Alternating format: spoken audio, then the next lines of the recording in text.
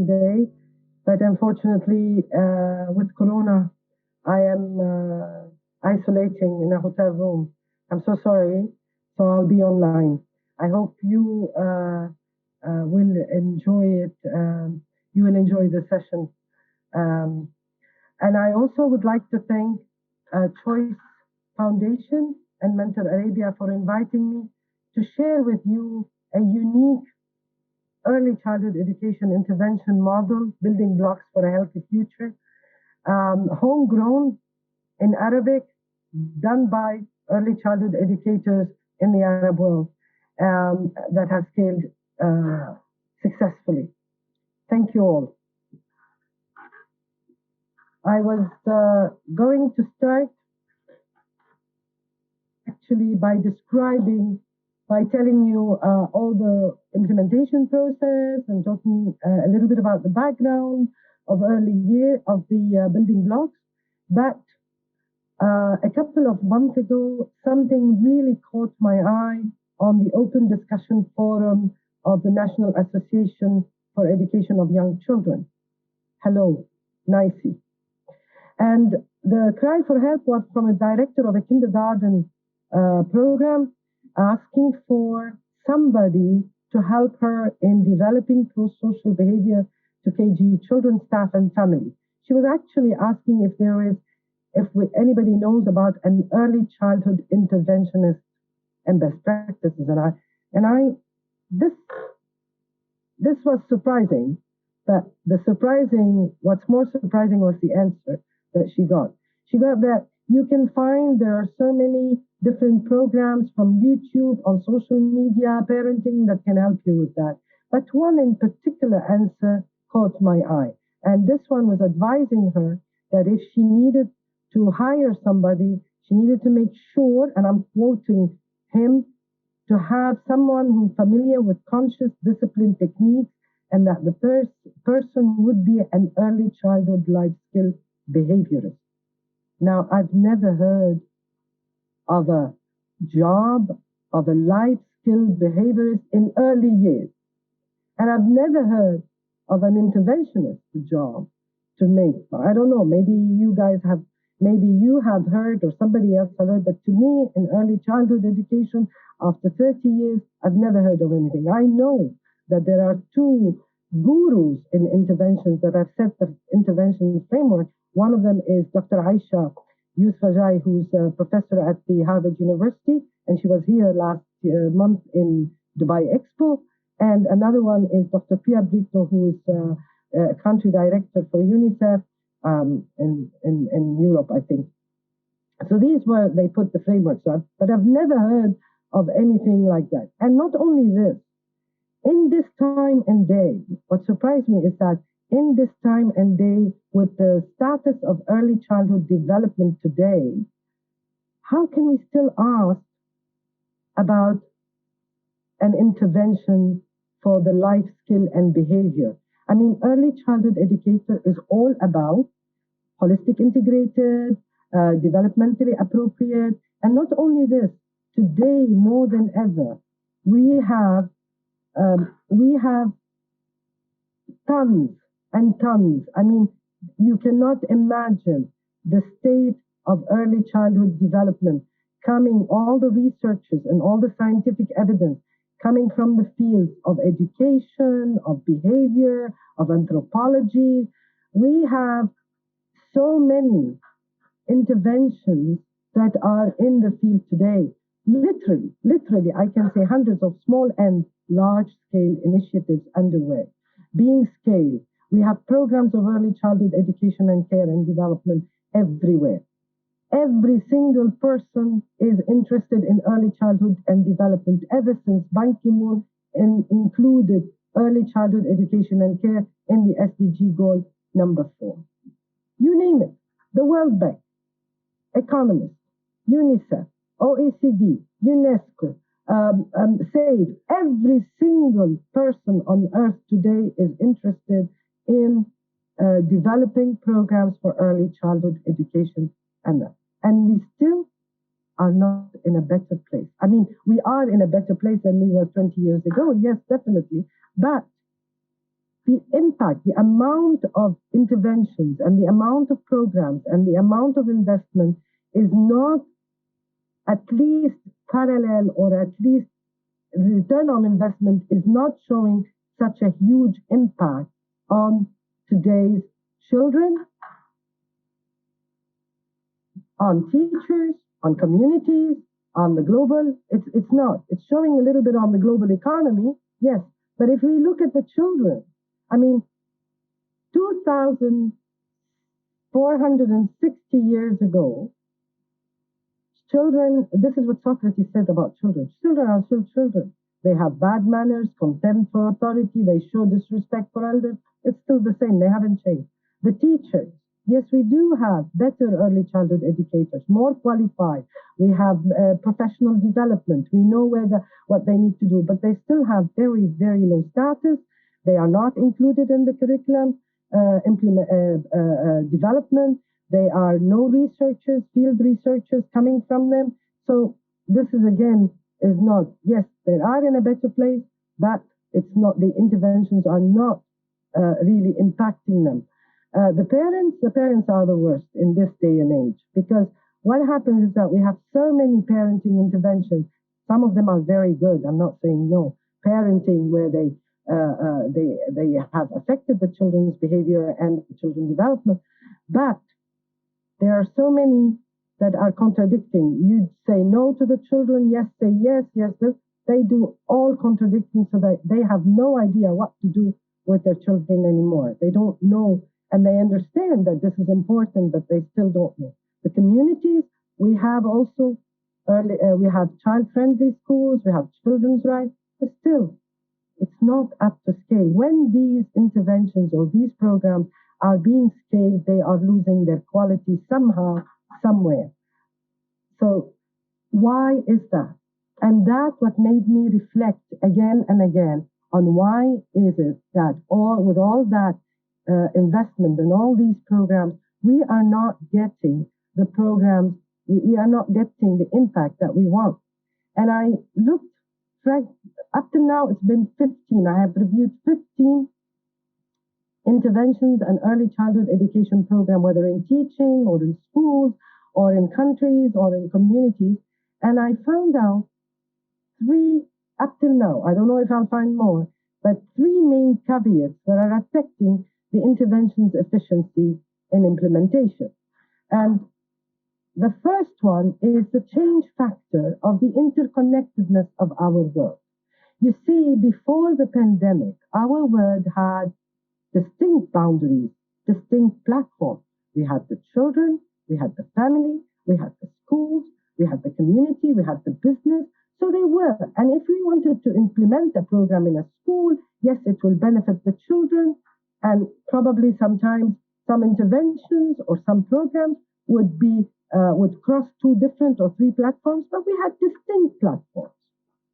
Today, during the pandemic, this has changed. We have very blurry, very, very blurry boundaries between our world. We have now, we socialize, we have the teachers have become parents, parents have become teachers, social workers. Everybody is doing everything at the same time on one or in one medium. We have our work with our leisure, and this is us. What about the millennium? The millennium and the youth, they even are in a much more embedded or immersed in a virtual world today.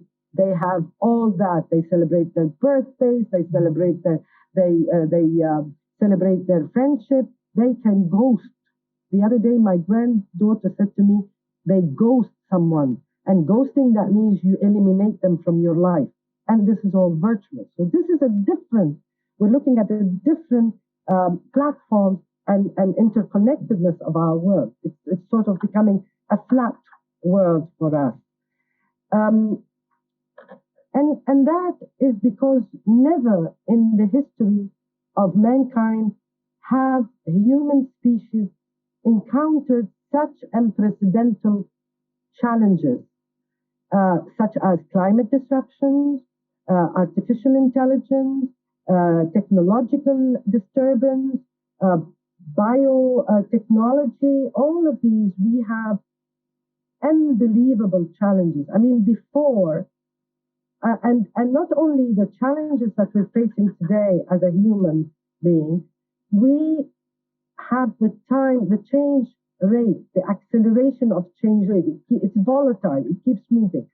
Before, we used to study we used to spend half of our life studying and the other half implementing what we study in different words. Today, we have no idea what our world is going to be like, not in 30 years, in 10 years. We don't know what kind of jobs they're going to be. We have no idea what kind of skills we will need. I mean, just think about your children. The children of today will never know what a driver's license would look like. They will never drive a car because there is a driverless car. This is just a simple example. We have no idea what our brain is not processing the change. And not only this, before we used to, okay, we have a change, we will adapt, and then until we reach an equilibrium, and then we will adapt to it. We had the Industrial Revolution, we had all of these, fine, it was okay. But today, it's not only changing, but it keeps on changing until we don't know what to do. So we have to reinvent ourselves every probably 5 or 3 years. And I'm saying that this is not from me, this is from many people who are talking about the challenges that we're facing today. And so if we don't know what the world is going to be like tomorrow, because of and if we have all these accelerated changes, we need two main things.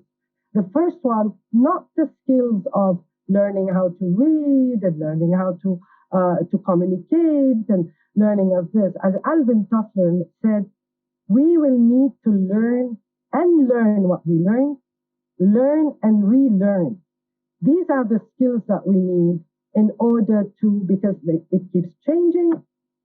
And the second thing, we need resilience. We need to build our well-being and resilience in order to face these challenges and these unknown factors that are presenting.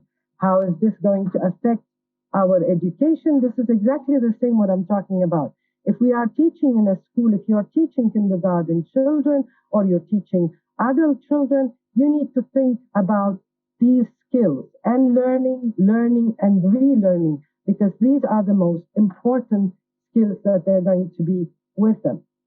And the third one, and I'm using here big words because I'm an early childhood educator. We don't use big words, but I wanted to impress you. So the paradigm shift of the dimensions of globalization, I don't know, I got that from somewhere. What I mean by that is that not only we don't know what our world is going to be, we don't know what kind of intervention we're going to do, we have no idea of the impact, how it's going to impact. Today, economists are talking about platform, I need to read this very well, cooperativism.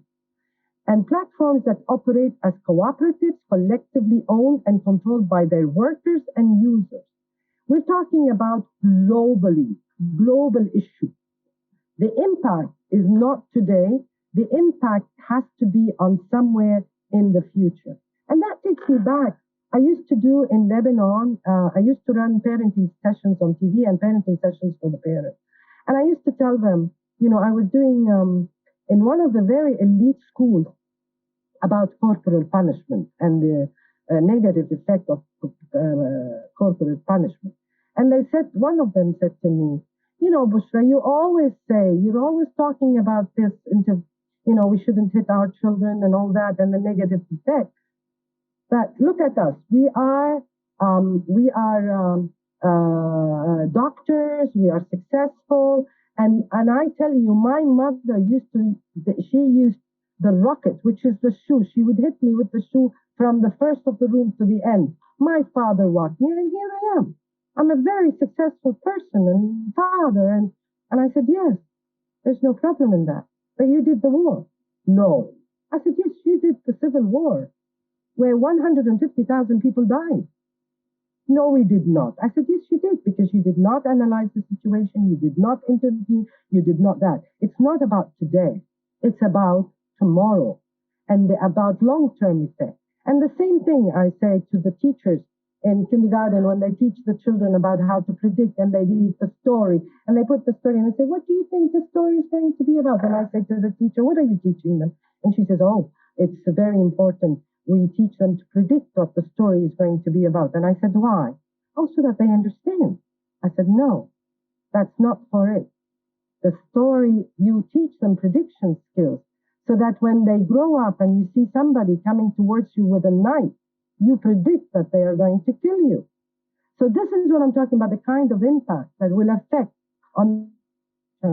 We have to think about this, and this is what we are stuck in schools and in institutions, that we are teaching for today, for them not to drop out of school. Yes, this is important, but the rate at which our technology is progressing in Silicon Valley and in China and in areas and the artificial intelligence is going to really wipe that out. So we really need to think about the impact in the later on. And and this brings me to my story actually. In 2010, I was having dinner with my very, very good friend, Dr. Farid Al-Allagi, who actually was instrumental in initiating Mentor Arabia for the Prince Turki bin Talal. And another friend, also Siham Swayh, who's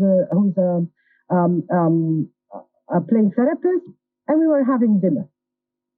And then Farida comes and says, Bushra, I want you guys to do for me an intervention for substance abuse. Now, Mentor Arabia started as substance abuse, and I'll explain that terminology, how it fits today and how it changed.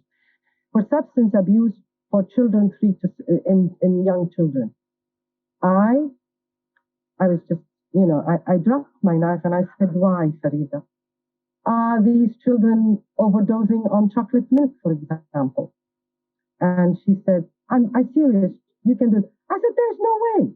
First of all, you're a substance abuse. These children are not drinking anything except milk and water and juice. And second, who's going to believe us? There's nothing in the world, nothing that I've heard of that it talks about substance abuse in early years. Forget about it, we're not doing it. Just as you're doing it, you're doing intervention in emergencies, you're teaching at the university, early childhood, you can do it. I said, no, I can't. This is ridiculous. Nobody is going to buy for us. Substance abuse is a taboo in the Arab world. Substance abuse in 2010, we had to change the name of Mentor Arabia from substance abuse to risky behavior because it was a taboo. Because it was about alcohol and smoking, and But today, why? Because they used to you drink, you are addicted to alcohol because it gives you the dopamine that makes you feel better. Now, guess what makes our children better today? Social media.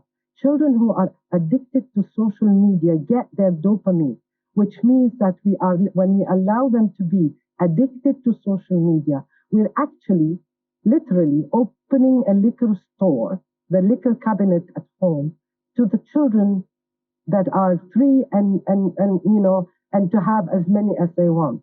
See how the terminology, how the concept changes. So, but then if you don't know Farida Al-Allagi, you don't know anybody. Farida has a tendency to make you own her own dream and realize it while she goes on to something completely else. So my friend and I, Siham and I, sat there and looked at what we're going to do, because she wouldn't talk to us if we don't do that. And so we decided to call on another friend of ours, Dr. Samar Muallid, who was also a special need at the AUB. She was a special need. That's an intervention. So we thought, okay, she should help us. Somebody in public health would help. And we literally scored the resources and the libraries for programs of substance abuse. None. But what we found out, that we had all these programs and interventions were based on, or curricular, whatever you want to call them, were actually based on social emotional development and on the well-being. So we had an idea to where to start from. And we said, okay, great. And then bingo, we found something else. We found Building Blocks for a Healthy Future, which is a program created by Substance Abuse and Mental Health Services Administration in the US. And it has substance abuse, but not for children, but it has substance abuse. So, okay, we said that's what we're going to do. Looking at it though, this was an open source. It wasn't a curriculum, it wasn't a program. It was an open source with plenty of activities for the parents to do with their children and the educators, early childhood educators to do with their children. And then when we contacted them, they said that they've stopped the program, they'll be very happy for us to adopt it, but because of lack of funding. So here we had all this material, beautiful material, that we had no idea for education and for educators and for parents. And we said, that's it, we're going to do this intervention. That when you go and recruit parents and teachers, early childhood educators, to come and do this intervention, because we wanted to train them, we had the money, nobody wanted to come. Why? Because they thought early childhood educators is all about social and emotional development. It's not something new. They were not interested. The parents were not interested. So we had to find a way. And then we sort practically, I'm telling you, and I'm not kidding, we bribed people to come to the training. I had to tell my students at the university that they can, at college, that they can, if they come, they will get bonus or credit. I was doing an intervention at the refugee camp of Bushra. I said the parents, they can come. Mothers, we called the private schools and we told them to come. We looked at social workers, whoever we had as a friend, social workers, special needs students, teachers, Arabic teachers, French teachers, singers. Anybody we could find, we brought them in until we had 18 candidates for the program, which was great. Now we no longer could do just for parents and teachers because we had mixed platforms. So many people different. We had people with low qualifications, people with high qualifications and different. So we needed to think fast about how are we going to, what kind of curriculum we wanted. Of course, coming from me, I wanted a very structured curriculum. Very structured curriculum. A syllabi, it's a course. To me, I am a teacher. I need a course with learning outcome identified and all that. And of course, for Sihan, she wanted all the activities and the material and the experiences that will be. And for Jasama, she wanted also the intervention and the differentiation. So we had to think about this. We could not teach it to different people in the same class. It's not an inclusion classroom. So we thought about, that's it. We will train them to be trainers. We will train them to be trainers. We will give them training skills and we will give them that course of training on the material of Building Blocks, which means that they can use this program and then each one goes and implement it in their own communities. So if she was working in an NGO, she would implement that. And so this is what we figured, this is what we did. We delivered, and we delivered it in a mode that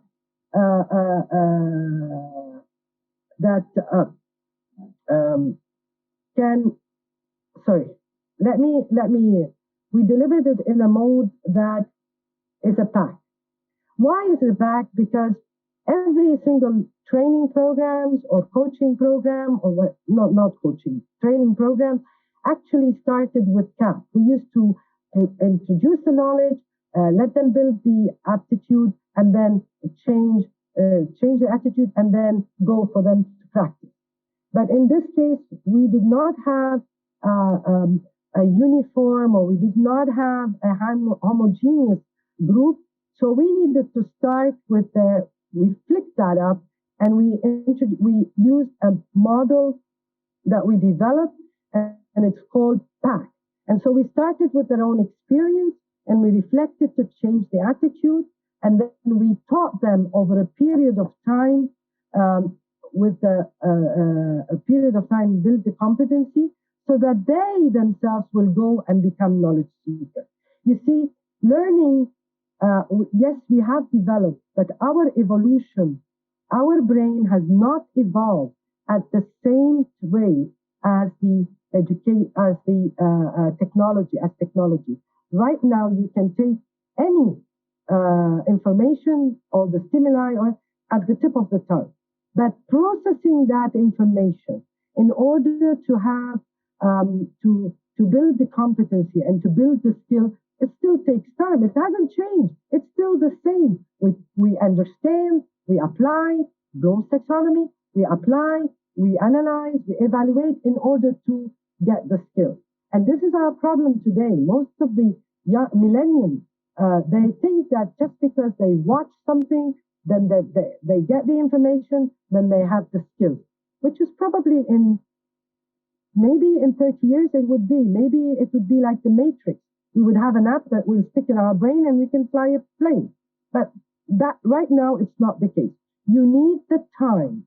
You need a time to process the information and to build the skill, at least in order to reapply it in a different situation. And that takes time. That's why our program, we said, okay, it's going to take 18 days of where these teachers are, where these trainers will implement that.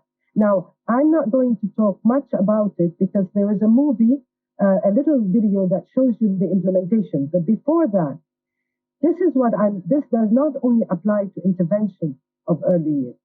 We wanted to see the impact of building blocks, but we didn't know what impact are we going to measure. Yes, we will measure, but what?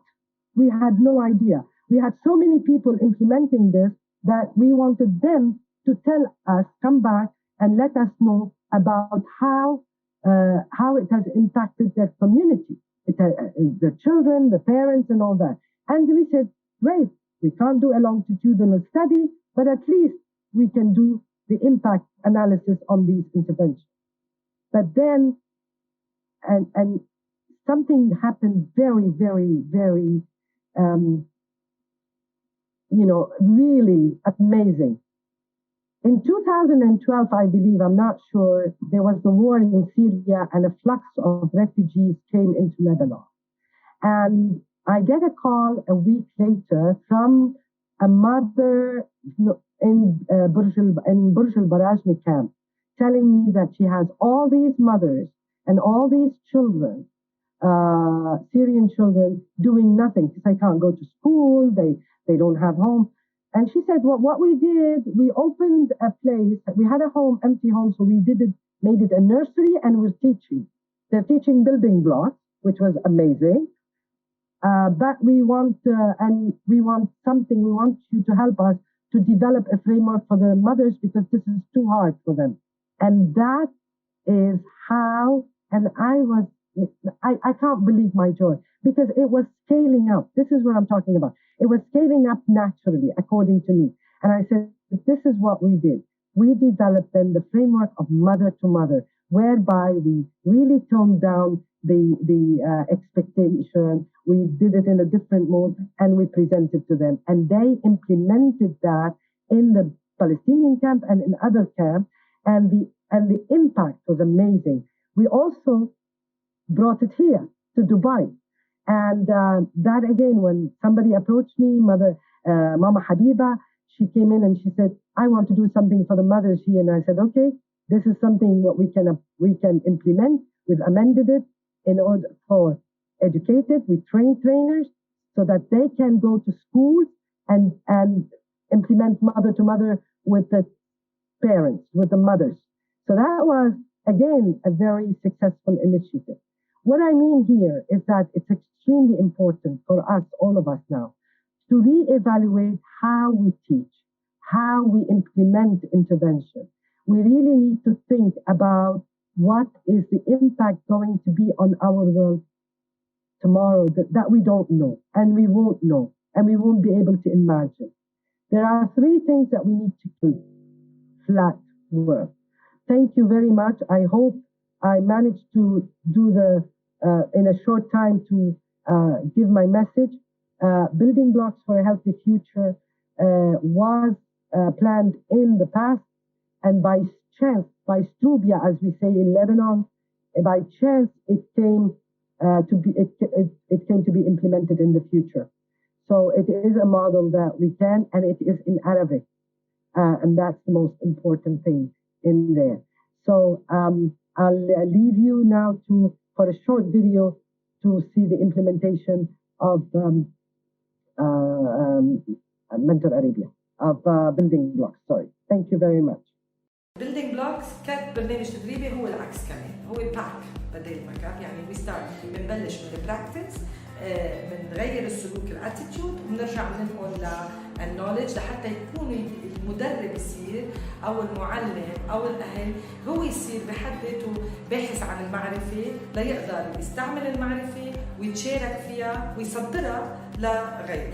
هيدا اهميه التدريب. الحلو بهيدا انه هو مش بس للمؤسسات المهمشه او المجتمعات المهمشه، ولكن كمان للمجتمعات اللي هي يعني في مدارس من عده طبقات. اخذنا المدارس اللي هي بمستوى عالي جدا، واخذنا الناس اللي كمان بيشتغلوا بمدارس متوسطه، واخذنا الناس اللي عم يتعاملوا مع مجتمعات مهمشه.